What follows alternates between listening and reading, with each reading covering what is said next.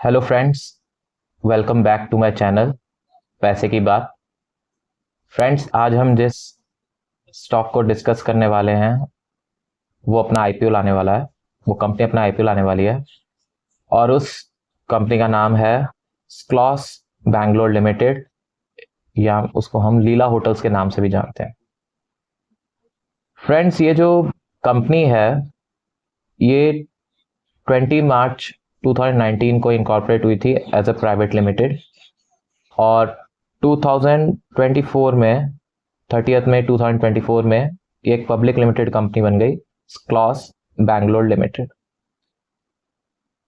ये company the लीला जो brand है होटल्स का उनको ऑपरेट करती है। लीला ब्रांड होटल्स की जो स्टार्टिंग हुई थी वो 1986 में हुई थी। तो इस कंपनी के पास 5 खुद के होटल्स हैं, 7 ये होटल मैनेजमेंट एग्रीमेंट्स के अंडर उसको ऑपरेट करते हैं, और एक इनकी फ्रेंचाइज प्रॉपर्टी है जो थर्ड पार्टी ओनर ऑपरेट करते हैं। अब अगर आप देखेंगे तो ये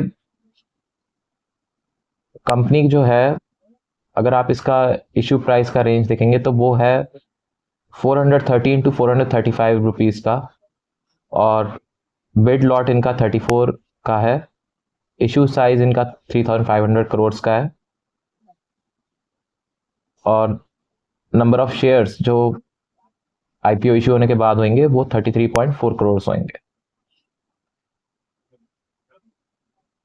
और इसका हम एक डिस्कस कर लेते हैं कि कंपनी का काम क्या है और कैसे ये वर्क करती है। ये कंपनी लग्जरी ब्रांड्स में जो होटल होते हैं उसमें कैटेगराइज होती है। ये मॉडर्न फैसिलिटीज़ जितनी भी होती हैं टॉप क्लास फैसिलिटीज़ प्रोवाइड कराती है, और उसमें इंडियन कल्चर का मिक्स होता है। जो ये कंपनी अगर आप देखेंगे तो आ, इनका जो बोर्ड ऑफ डायरेक्टर्स हैं काफ़ी एक्सपीरियंस हैं। जैसे दीपक पारेख जी हैं उसमें, जिनको बहुत ही एक्सटेंसिव एक्सपीरियंस है बैंकिंग सेक्टर में।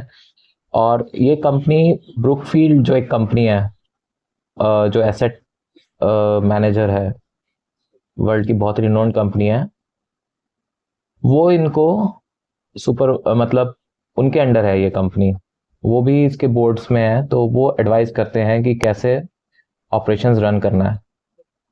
तो अगर आप देखेंगे तो ये अच्छी बात है कि एक टॉप क्लास कंपनी इसमें इन्वॉल्व है जो इनके ऑपरेशंस को देखती है और सजेस्ट करती है कि कैसे एक्सपेंशन करना है। ये एक अच्छी बात है इस कंपनी के लिए। एक इन्होंने राइट ऑफ फर्स्ट एग्रीमेंट कर रखा है, right of first offer agreement कर रखा है। ब्रुकफील्ड की एक इंडियन एफिलेट कंपनी है जो है BSRP third Indian ballot holdings.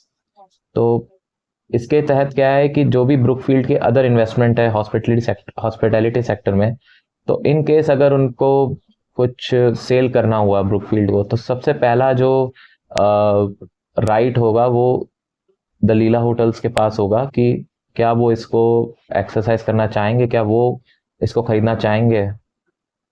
सबसे पहले उन्हीं से पूछा जाएगा। तो ये एक इनको एडवांटेज मिला है। इसके बाद आप देखेंगे तो कम तो अगर हम कंपनी का रेवेन्यू मॉडल डिस्कस करें तो कंपनी का अगर आप देखेंगे तो रूम रेंटल इनकम से आता है इनका 52% टोटल ऑफ द रेवेन्यू का। फूड एंड बेवरेजेस जो ये ऑफर करते हैं अपने होटल में, और इनके जो रेस्टोरेंट हैं जैसे जामवार, मेगू, शीश महल, ये इनके सिग्नेचर रेस्टोरेंट हैं, तो रेस्टोरेंट्स हैं। और इससे इनका जो फूड एंड बेवरेजेस से इनकम रेवेन्यू आता है वो है 37%। बाकी इनका जो मैनेजमेंट एंड ऑपरेटिंग फीस से 5% आता है, और जो भी ये मैन पावर सर्विसेज प्रोवाइड कराते हैं या कोई और सर्विसेज जो भी प्रोवाइड कराते हैं अलाइड सर्विसेज, उससे इनका 4 और 2% रेवेन्यू आता है। तो अब अगर हम इसमें देखें कि इनका जो एवरेज रेवेन्यू है पर रूम वो कितना है, तो हमें पता चलेगा कि 2023 में ये एवरेज रेवेन्यू पर रूम्स 12,820 था। 2024 में 15,213 था और 2025 में ये बढ़ के 16,409 हो गया।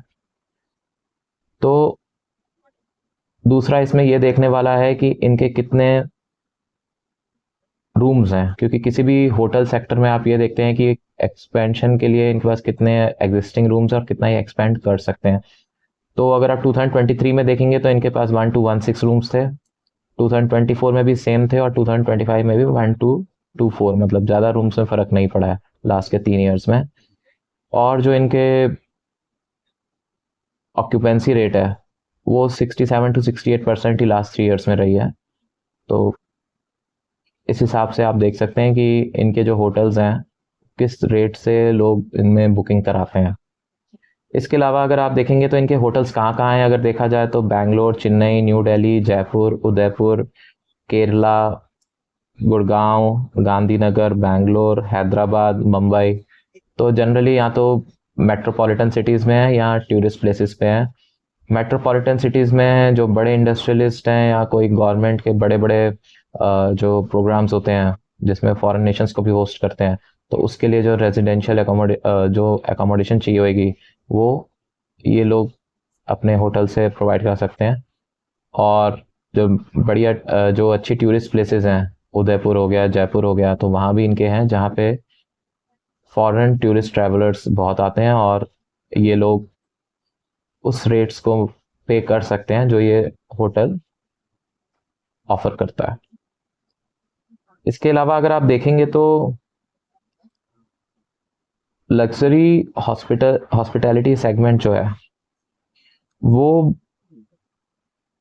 एक्सपेक्टेड है कि 10.6% से CAGR से 20 फाइनेंशियल ईयर 24 से 28 के बीच में अगले 4 सालों में 10.6% से बढ़ेगा CAGR से। अच्छा, इसमें एक एंट्री बैरियर जरूर है अगर आप देखेंगे लग्जरी सेगमेंट में, क्योंकि इसमें कैपिटल बहुत लगता है।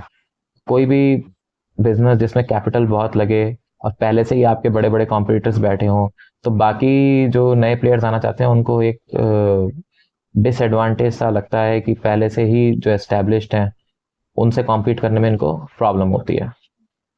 तो अब आप इसमें देखेंगे तो इनके जो कॉम्पिटिटर्स हैं वो कौन कौन से हैं। एक इनका इंडियन होटल्स कंपनी जो है वो कॉम्पिटिटर है। एक दूसरा EIH होटल जो ओबराय होटल्स चलाते हैं वो इनके कॉम्पिटिटर हैं। चैलेट होटल्स इनका कॉम्पिटिटर है। और सामी होटल्स, लेमन ट्री होटल्स, ये सब इनके कॉम्पिटिटर्स हैं।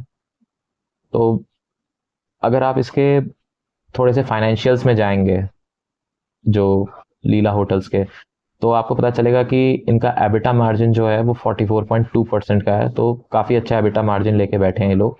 बट जो इनका पैट मार्जिन है, प्रॉफिट आफ्टर टैक्स मार्जिन है, वो सिर्फ घट के 3.7% का है। तो जब आपका एबिटा मार्जिन मतलब ऑपरेटिंग एफिशिएंसी आपकी काफ़ी अच्छी है लेकिन लास्ट में आते आते आपका प्रॉफिट नहीं हो रहा, तो प्रॉब्लम क्या है? प्रॉब्लम इसमें ये है कि इनकी बोरोइंग्स बहुत ज़्यादा है, इनको लोन बहुत पे करना पड़ता है, लोन का इंटरेस्ट बहुत पे। तो ये कंपनी अपना लोन पे करना चाहती है इस IPO के थ्रू, क्योंकि इनकी कॉस्ट ऑफ बोरोइंग बहुत ही ज़्यादा है।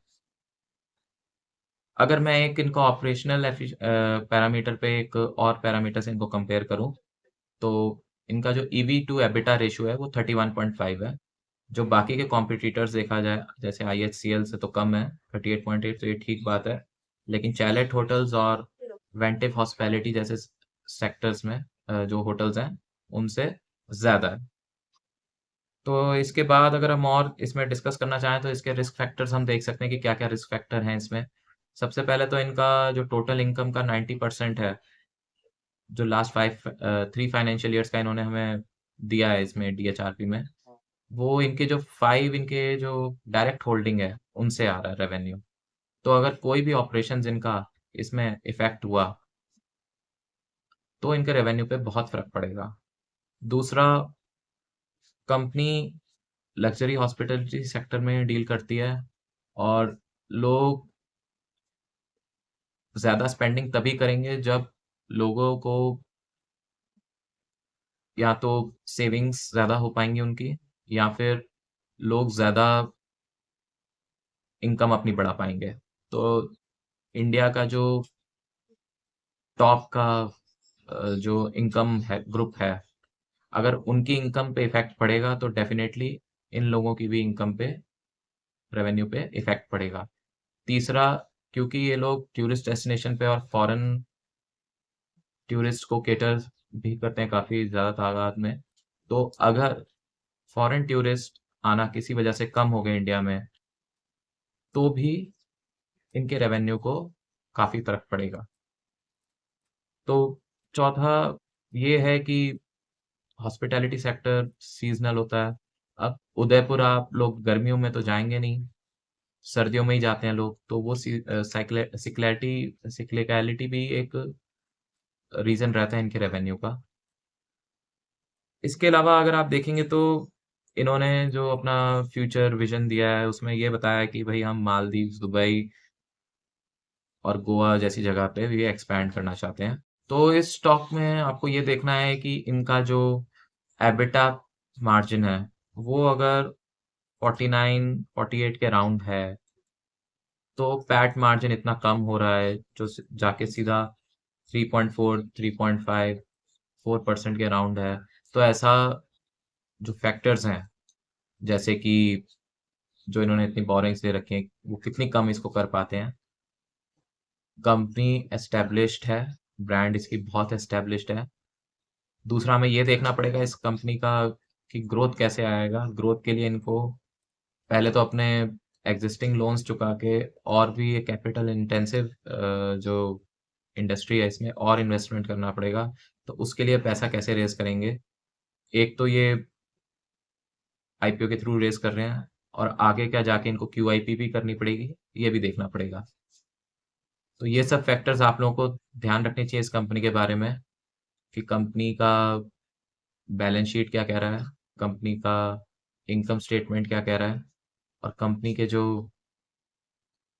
जो ऑक्यूपेंसी रेट है और जो रेवेन्यू पर रूम मिल रहा है वो क्या बता रहे हैं। इन सब फैक्टर्स को ध्यान में रखते हुए ही आप इसके आईपीओ में अप्लाई करें। शॉर्ट टर्म में आईपीओ में सेंटीमेंट पे चलेगा जो प्राइस होगा, लॉन्ग टर्म में फंडामेंटल्स पे चलेगा जो इसके फाइनेंशियल डिसाइड करेंगे।